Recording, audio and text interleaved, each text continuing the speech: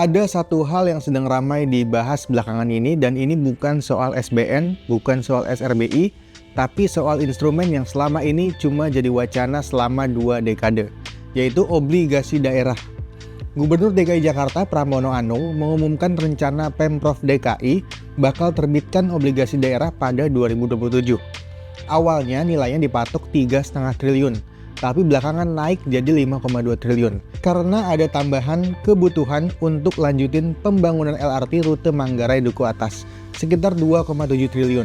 Tenornya 7 tahun, dan ini bukan cuma soal Jakarta saja, karena setelah ketemu Pramono Anung, Gubernur Bali Iwayan Koster dan Bupati Badung juga langsung tertarik dan minta Jakarta untuk sharing pengalaman soal cara mengurus izin sampai penerbitannya. Bahkan Sumatera Barat juga sudah mulai koordinasi sama OJK dan Bank Indonesia untuk rintis sukuk daerah. Dan kalau ini jalan, Jakarta bakal jadi daerah pertama di Republik ini yang benar-benar eksekusi municipal bond. Kalau belum familiar, obligasi daerah itu simpelnya surat utang yang diterbitkan pemerintah provinsi atau kabupaten kota, dijual ke investor di pasar modal dengan skema kupon dan tenor seperti obligasi biasa. Bedanya dengan SBN, obligasi daerah itu nggak dijamin pemerintah pusat. Jadi seluruh kewajiban bayar pokok dan bunga itu tanggung jawab penuh si Pemda yang menerbitkan. Ini sebenarnya bukan instrumen baru di Indonesia, karena kerangka regulasinya sudah ada sejak 2006, lalu disempurnakan oleh Undang-Undang Hubungan Keuangan Pusat dan Daerah Nomor 1 Tahun 2022 sampai yang paling anyar itu PMK Nomor 87 Tahun 2024. Cuma selama hampir 20 tahun itu, belum ada satupun daerah yang berani benar-benar eksekusi. Kenapa sekarang Jakarta maju duluan? Ini yang menarik. Pramono sendiri bilang ini bukan karena APBD Jakarta lagi seret. Dia malah bikin analogi seperti orang kaya yang tetap pinjam duit biar kondisi keuangannya makin sehat, bukan karena butuh-butuh amat. Jadi ini murni skema creative financing, cara Jakarta diversifikasi sumber pembiayaan pembangunan di luar APBD yang nilainya sekarang sekitar 81,3 triliun, supaya nggak keteteran kalau ada penyesuaian dana transfer dari pusat. Dananya akan dipakai untuk proyek-proyek yang sifatnya produktif seperti LRT, RSUD, bahkan gedung sekolah baru. Bahkan Jakarta sudah gandeng IFC dan World Bank Group untuk pendampingan teknis. Dan skema ini sudah dapat lampu hijau prinsip dari Kemenko Perekonomian. Sekarang soal potensinya. Kalau kita lihat dari sisi kapasitas fiskal, Jakarta ini sebenarnya kandidat paling ideal untuk jadi pionir. PAD-nya paling besar se-Indonesia. Sampai triwulan 2 2026, realisasinya saja sudah 26,65 triliun. Itu 8 kali lipat lebih besar dari nilai obligasi yang mau diterbitkan. Silpanya juga masih ada sekitar 5 triliun. Dan ekonomi Jakarta di tahun 2025 tumbuh 5,21% di atas rata-rata nasional. Dan kontribusinya ke PDB nasional itu 16,6%. Kalau Jakarta berhasil eksekusi dan kelola ini dengan baik, ini bisa jadi role model, bukti nyata bahwa obligasi daerah bisa dilakukan secara prudent di Indonesia. Dan bisa buka jalan untuk daerah-daerah lain yang selama ini cuma bergantung ke transfer pusat. Tapi ini yang penting untuk digarisbawahi, potensi obligasi daerah ini nggak bisa disamaratakan ke semua daerah. PMK 87 tahun 2024 itu sebenarnya memasang syarat yang cukup ketat. Ada batas maksimal pembiayaan utang, total sisa utang ditambah utang baru, tidak boleh lebih dari 75% dari pendapatan APBD tahun sebelumnya, yang tidak ditentukan penggunaannya. Kemudian ada Debt Service Coverage Ratio atau DSCR minimal 2,5, artinya kemampuan bayar utangnya harus 2,5 kali lipat dari kewajiban yang harus dibayar. Daerah juga wajib punya unit khusus untuk kelola portofolio obligasinya. Nah, syarat-syarat berlapis ini yang bikin sebagian besar Pemda di Indonesia otomatis tereliminasi.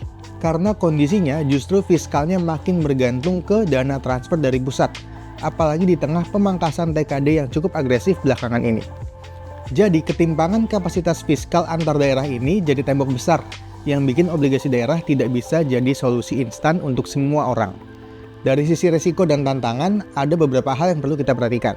Pertama, soal bunga. Obligasi daerah ini harus bersaing dengan instrumen lain di pasar. SBN pemerintah pusat itu di kisaran 6-7%. Sementara obligasi korporasi swasta bisa 2 digit. Kalau Jakarta kasih kupon kegedean, itu bisa bebani fiskal ke depan.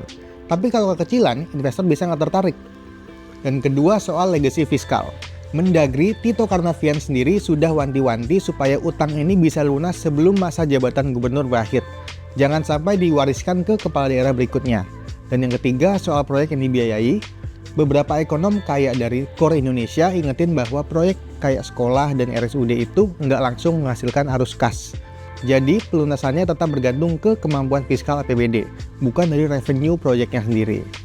Makanya butuh cost recovery mechanism yang jelas dan proyek yang benar-benar bankable. Dan yang paling sering diangkat sebagai cautionary tale itu adalah kasus Argentina.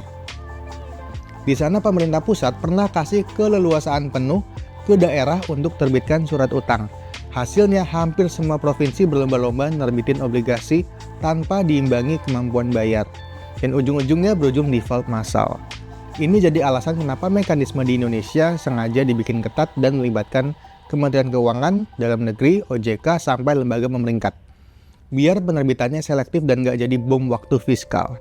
Nah, kalau kita bandingin sama negara lain yang municipal bond-nya udah mature, gambarnya jauh banget. Di Amerika Serikat, municipal bond itu sudah eksis puluhan tahun.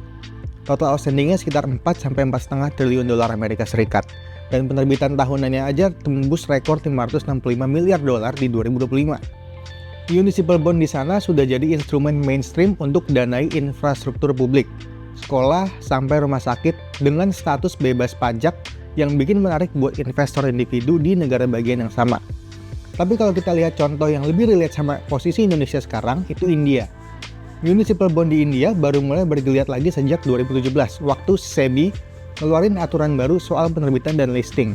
Pune jadi kota pertama yang listing di bursa tahun itu, disusul Indore, Ahmedabad, Hyderabad, dan beberapa kota lain.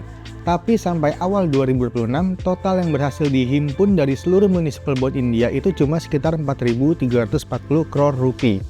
Setara kurang lebih 476 juta dolar Amerika Serikat. Dari cuma 20 kota yang berhasil masuk pasar modal. Untuk perbandingan, anggaran tahunan Mumbai saja sudah di atas 50.000 crore. Jadi total municipal bond market India itu masih lebih kecil dari APBD satu kota saja. Kalau kita taruh Indonesia di peta ini, posisi kita sekarang seperti India di tahun 2017. Kerangka hukumnya sudah ada, tapi eksekusinya baru mau dimulai. Jakarta ini ibaratnya lagi coba jadi Pune-nya Indonesia, kota pertama yang buka jalan. Bedanya, kapasitas fiskal Jakarta jauh lebih besar dibandingkan kota-kota di India yang pertama kali coba municipal bond. Jadi secara teori, peluang suksesnya harusnya lebih besar. Tapi tantangan strukturalnya sama tetap ada, yaitu soal ketimpangan fiskal antar daerah. Soal tata kelola yang harus benar-benar transparan begitu berhadapan langsung sama pasar. Dan soal apakah instrumen ini bisa scale up ke daerah lain atau hanya jadi proyek percontohan yang berdiri sendiri. Jadi untuk investor, ini instrumen yang perlu dipantau dari sekarang.